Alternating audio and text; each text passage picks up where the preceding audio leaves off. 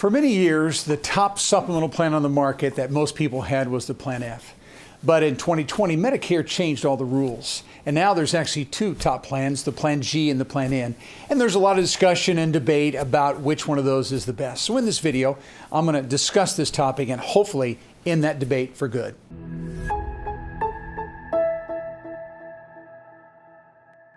All right, we're going to dive into the differences between the G and the N plan. But just before I do that, I want to talk first of all about what do these two plans have in common. Again, they are supplemental plans, so they are going to share some common characteristics. Number one, these plans have no provider networks. No provider networks whatsoever.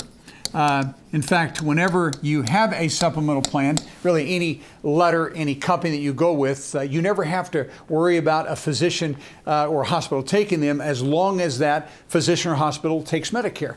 In fact, we tell our clients you don't even have to ask someone if they take XYZ Plan N or ABC Plan G. You don't have to ask because if that provider takes original Medicare A and B, they have to take your supplemental plan of choice, whatever letter, whatever company that you selected. So that's one of the beauties of all supplemental plans. We have no provider networks whatsoever. We call that an open access system. Go anywhere as long as that provider takes Medicare. Now, if we compare that to Medicare Advantage plans, they always have a network, either an HMO or PPO. So that's one of the beauties of all supplemental plans, including the G plan and the N plan. The second thing that they have is they have no pre-authorizations. No pre-authorizations. A pre-authorization would be a healthcare service that your doctor said that you need, but you cannot get that service unless the insurance company agrees. Again, as I compare Medicare Advantage plans to these plans, Medicare Advantage plans, about 70 to 72% of the services will require pre-authorization. That means doctor says, I recommend that we have this scan, this surgery, this knee replacement, hip replacement, and they make the recommendation, but that recommendation is given to the insurance company who makes a final determination. And that's a pre-authorization. So the insurance company has to agree, has to approve of that before you get that service, or at least if you're going to get it, and they're going to pay for some of it. Okay, so that's a pre-authorization. And again, when we have a supplemental plan, whether it's a G plan or N plan or any of the letters, you will not have to undergo pre-authorizations by the insurance company. Because if Medicare says they'll cover something and doctor says that you need that, end of story, no pre-authorizations whatsoever with either one of those plans. Thirdly, all supplemental plans are permanent policies. They're permanent, which means it can never be canceled by the insurance company unless it's non-payment of premium. So the point is, as long as you pay your premium, that supplemental plan is written for life, regardless of how old you become, regardless of how unhealthy you may become, and you have a lot of claims, that policy is yours. Pay the premium.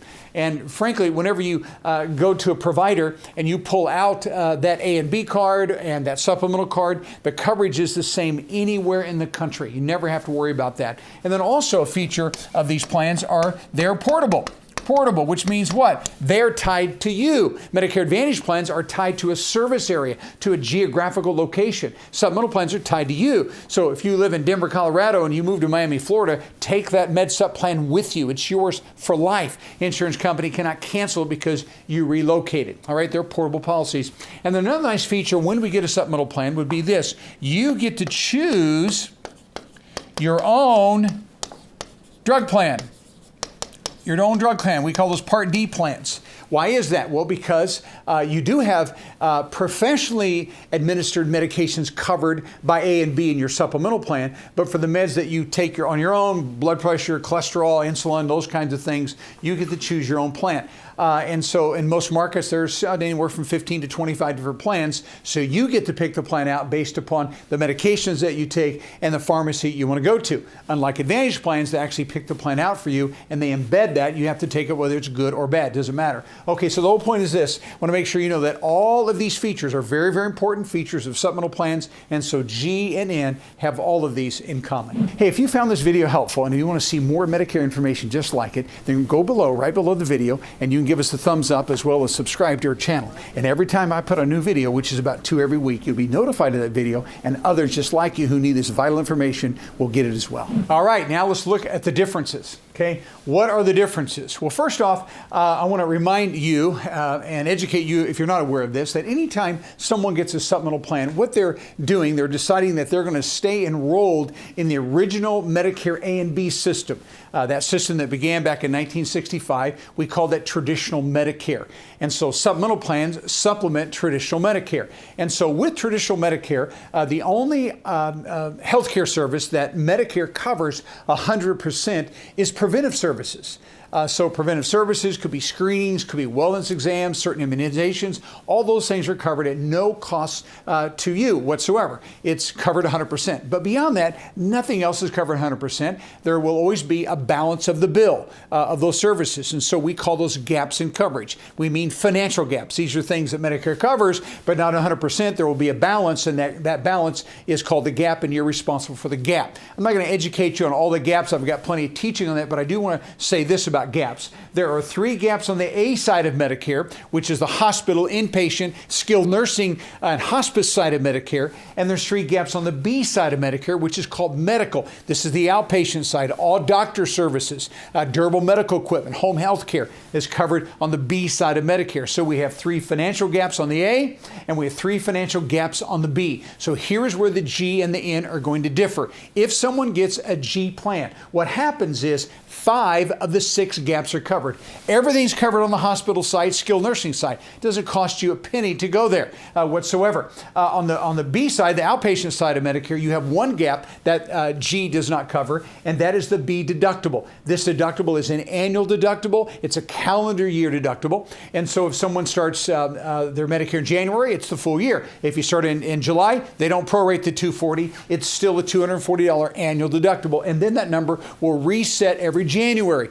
Sometimes we've seen that number go up. Sometimes we've actually seen it go down. Here's my point. If you have a G plan, all the other gaps are covered, but that 1 B deductible. So once a year, you're going to get in this example here, 2024, you're going to get $240 in B bills coming to your mailbox. That could be a couple doctor visits. It could be an MRI, $240 of MRI, or a cataract surgery. You have the first $240. But the point is, the first $240 is coming as a bill in your mailbox to some provider or providers. Once you've reached the $240, you're done. Put the checkbook away. You're done, because now that plan is going to cover everything. So here's my point. As long as Medicare pays first, that G plan fills in all the gaps. You should have no out-of-pocket expenses other than the B deductible, and that would then be once a year. Okay, that's the G plan. Now, the N plan is going to be different. Again, back to the gaps. We have 3 gaps on the A and 3 gaps on the B. And so the N plan, those who purchase those, are going to find that that N plan covers 4 of the 6 gaps. Like the G, it doesn't cover the B deductible, so you have an N plan, you're responsible for that. But here's where it differs. The G plan covers excess, N plan does not. Now, let me clarify. Excess charge can only be charged by doctors, specialists, surgeons, people like that. So physicians can charge excess. This means this is a physician who sees Medicare patients, but is not under the contract where they agree to accept Medicare-approved reimbursement rates as payment in full. They're going to add to the bill. When they add to the bill, that limit is 15%, and I can assure you when they add to it, they're going to do the full 15%. Now, what happens in reality is we do not see excess charges often. It's less than 5% of the doctors that do it. It does happen, but it's not a real common occurrence, okay? There's actually 8 states that don't even allow physicians in their state to charge excess. Now, the other 42 do, and that will happen from time to time, especially we see this in a lot of cancer-type care. But the point is, if you had the N plan, and if there was an excess, you would have to pay that out of your pocket. The G plan covered that, the N does not. In addition to that, what happens is the N plan does have a couple of co-pays you'd be responsible for. And so you're responsible for a $20 up to a $20 copay for any time you see a physician, a specialist, any healthcare provider. Up to a $20 copay would be your responsibility. And if you went to the emergency room, unless you're admitted to the hospital, so you go to the ER and they discharge you, you'd be subject to a $50 copay. All right? And so those are the differences. So what's happening is this. We can see the the G plan a little bit more comprehensive than the N plan, but both of them are, again, filling in a lot of the gaps that exist within Medicare, okay? And so that's the differences between the plans. Hey, if you're finding this video to be helpful and you would like to learn more about Medicare, you'll notice up here in the right-hand corner, there's an eye. And if you'll click on that eye, it's going to take you to a 20-minute workshop. I see people make mistakes all the time, and we don't want that to happen to you. And that's why we're giving you free access to this workshop. So go ahead, click the link, and learn more about Medicare. The last question, final question, is this: how to choose? How do you choose this? Well, let me tell you, first of all, the difference between the G plan and the N plan right now as far as monthly premium goes. And I'm just talking about, on average, we're a nationwide broker. We write in all 50 states and the District of Columbia. Okay, so I'm just kind of giving you a range here.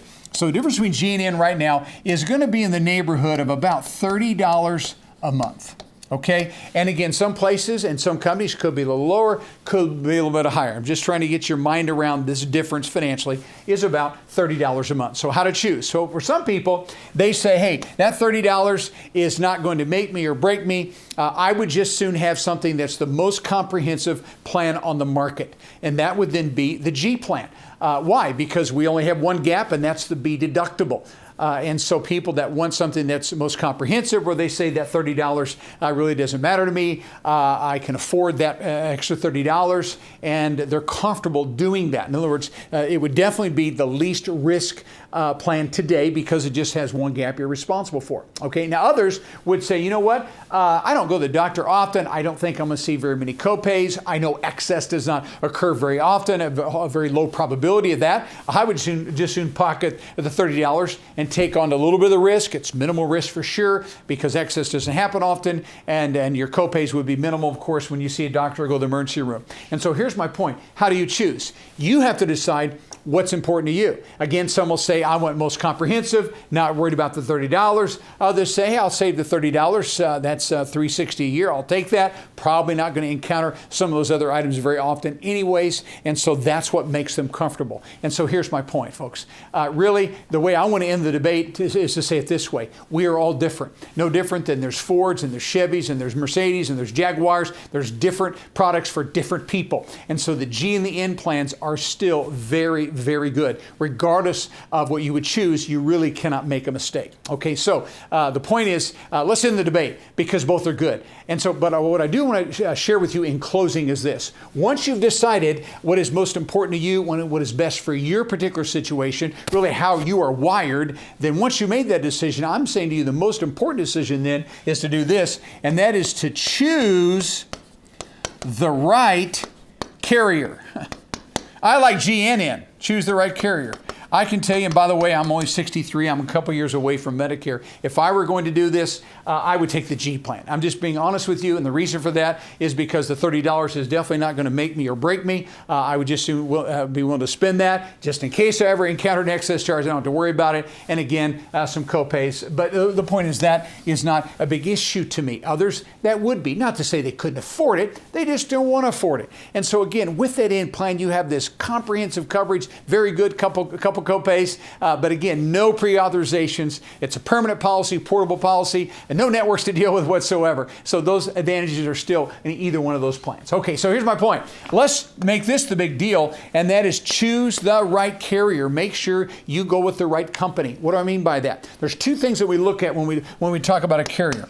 I'm going to look at the initial premium, and then I'm going to look at the long-term stability of the rates, okay? Now listen, sometimes we have a company that offers a very attractive initial premium, and they're also stable in the rates. Sometimes we see a company, they're attractive here, but not so here. And all I'm trying to say to you is look at both items.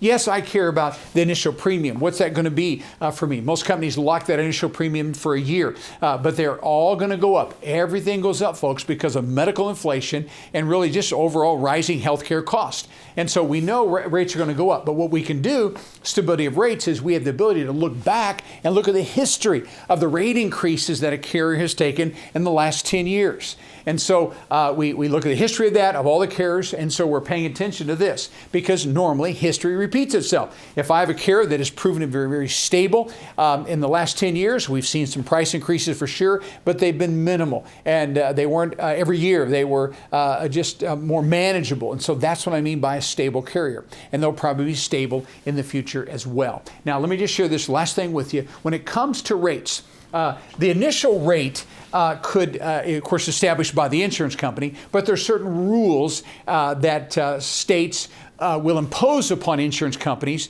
and tell them how it is that they can establish these initial rates. And without getting too much, too technical, I want to make sure you realize that it's the state insurance commissioner that doesn't direct the amount of the rate, but how the company rates their plans. And so we have community rated plans. And by the way, that means everybody in that community gets the same rate, regardless of age, regardless of gender, regardless of health. Those typically tend to be higher. But again, there are 8 states that require an insurance company to do community rating. The next one down below that, as far as a little less premium, is an issue age premium. And that means that you come into the Med Sup group that you're coming into, and you're going to pay the premium based upon the age you are when you start that plan. You could be 65, you could be 69, depending upon when you retire. And so the 69-year-old pays a higher price than the 65-year-old does on the issue age. But once both of you are in that group, your rate is never going to go up because of age. It's going to go up when the whole group goes up, which means what? Here's what happens in every Med Sup group. You've got a group like this, and what happens is we have premium that goes in, and we have money that comes out, and that is called claims. So money goes in through premium, money goes out through claims. Eventually, claims will exceed premiums. When that happens, that group is losing money. And so let's say they're losing 5%. They cannot automatically raise your rate 5%. They have to take that loss, and they have to go over here to the insurance commissioner in the state, usually at the state capitol, and they will ask for a rate increase of 5%. Insurance commissioner, audits the request. If they approve the request, then everybody in the group goes up 5%. That's a group increase. And so community policies are going to have group increases. Issue age are going to have group increases as well. Okay, community, again, everybody gets the same price. They'll start higher. Issue age a little bit lower than that based upon the age you are when the policy is issued, and prices will go up when that occurs as well. Last one's called attained age. This is the lowest initial premiums that we see on the market. By the way, this is the majority of states that do this. And what that means is it's the lowest, but then every year at the anniversary of your policy, you're going to see an age increase. It's normally about $40 or $50 for the whole year. Divide that by 12, you're going to see it go up about $4 a month. That's going to happen.